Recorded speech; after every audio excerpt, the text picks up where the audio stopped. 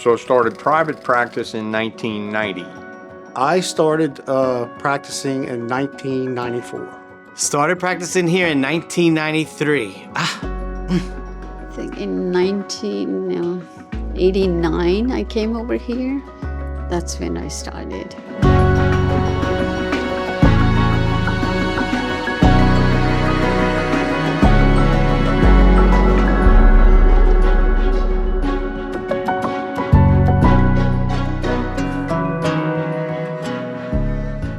My dad is a farmer. I'm actually the firstborn. We are one of 5. As a Haydell, when I grew up, my dad's side of the family, where he was one of 11 children. They want me to be educated. And we would go for Christmases, and one of his brothers is a pharmacist. All the other ones were doctors. My grandfather was a doctor. I didn't really have any medical people in my family. My grandfather, Dr. Henry Lawrence Haydell, was very inspiring. He was one of the first physicians to come here. He moved to Houma in 1929 and started seeing patients out of the back of his brother's pharmacy, which I think is the same location that I started seeing patients on Barrow Street. I could still remember him telling me how he used to go watch Huey Long on the city court steps back in those days. I remember visiting him, and there were many patients, and they would bring crabs and shrimp and vegetables. All these patients are waiting for hours to see him. And I thought to myself, he must be doing something good. Even as a little boy, I just loved my dad, loved my uncles, loved my grandpa. He would always say to me, "You're going to be a doctor like your papa." And I just wanted to grow up to emulate them. That was very instrumental in planting the seed for me. I went to a school, like a small nuns school from Australia in India. It's all-girls school.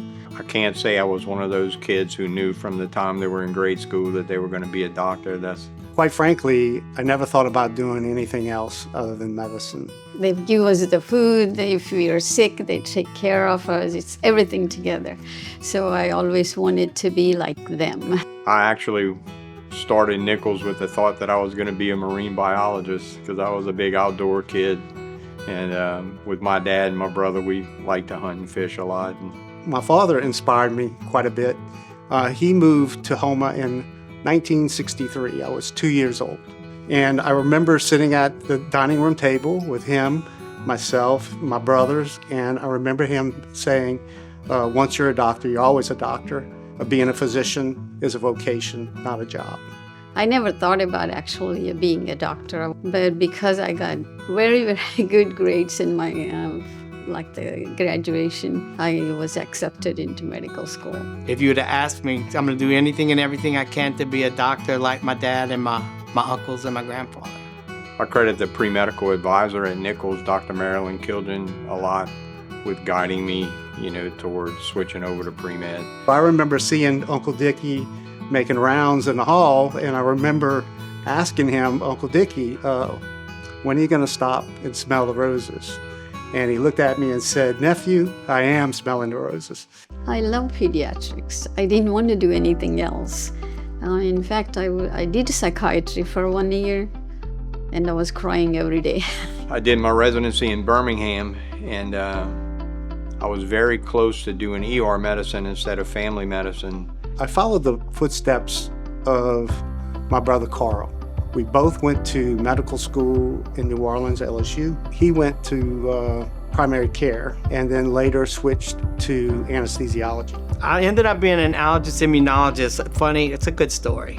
I started out in primary care, and after my internship year, then I switched over to anesthesiology as well. My baby sister in kindergarten rolls in with the chickenpox. As a senior in high school, I had a fulminant case. I was covered head to toe in pox virus.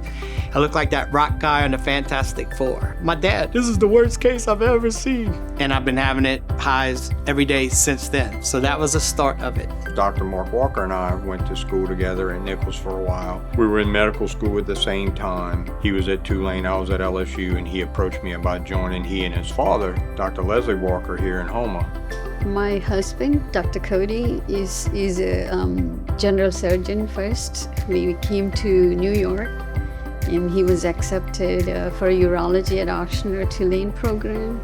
And they come to Chabert for 6 months into Houma. Well, it was a very good practice. It was a good opportunity.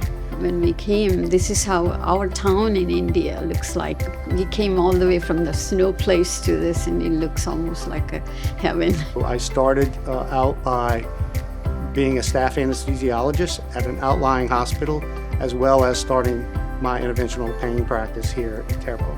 When I went to medical school, I can still remember to this day telling my dad, said, "Dad, I don't know what I'm gonna do, but I'm not doing pediatrics." And sure enough, when I rotated through every field, I matriculated right back to the kids. The kids, I was a kid at heart. They brought out the best empathy and sympathy for me when they were suffering. I have 80 people, my classmates in the United States when I came, but none of them were in Louisiana. And they were asking, where is this place? And then we have to look at the map and show it to them. It was always my goal to go train and come back. I think I made the right move. My husband is already here, so I started in his little garage. I started with one patient. Family and friends were always important to me. To be able to come back to Houma and practice as a third generation of what I considered the best tradition. Medicine has changed quite a bit. Managed care has been the biggest change. Diagnosis has been changed, and we can do the telemedicines. We have a lot more specialists than we did before. I remember the hepatitis C virus wasn't isolated yet when I was getting out of medical school. It's like life, it evolves. You have lessons you learn, and you learn every day. During my career, it's not only been isolated, but cured, basically, so. It's become very technical, especially with electronic medical records. The advancements just in modern cardiology and what happens to a person with coronary artery disease relative to 50 years ago is completely amazing. Anesthesia has changed very much. Back then, we only had pentothal and halothane, and now we have much more advanced inhalational anesthetics. I think the best person in charge of healthcare is a good physician. When you have that good physician, and I thank God, I have a lot of doctors here that I respect and admire, and I think they're just as committed to doing the right thing. Work hard, stay focused, always do what's right and not what's easiest. It's the people. Some of the patients get to be more like family than patients. You know, you've seen them for so long and been through so many things with them. These kids are just, even when they're suffering, you always walk in the room and there's a smile on their face. They could be sick, they could be feeling terrible, but if I walk in, it's, "Hey, Dr. Bobby," and they're all excited.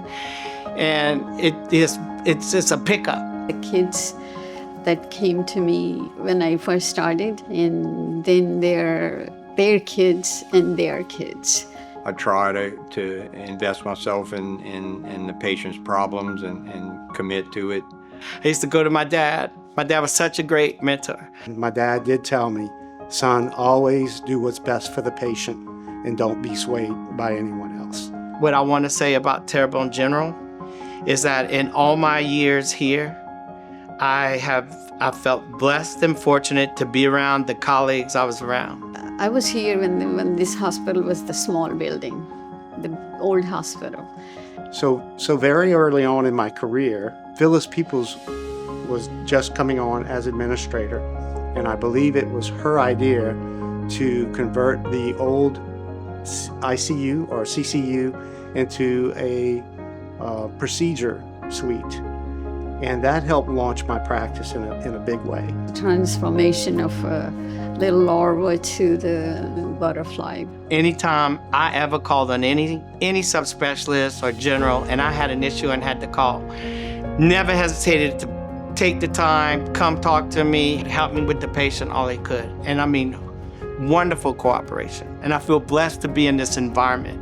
It's just like life, especially for women. It's really difficult taking care of the children, the family, and Give your patients time, give your family time.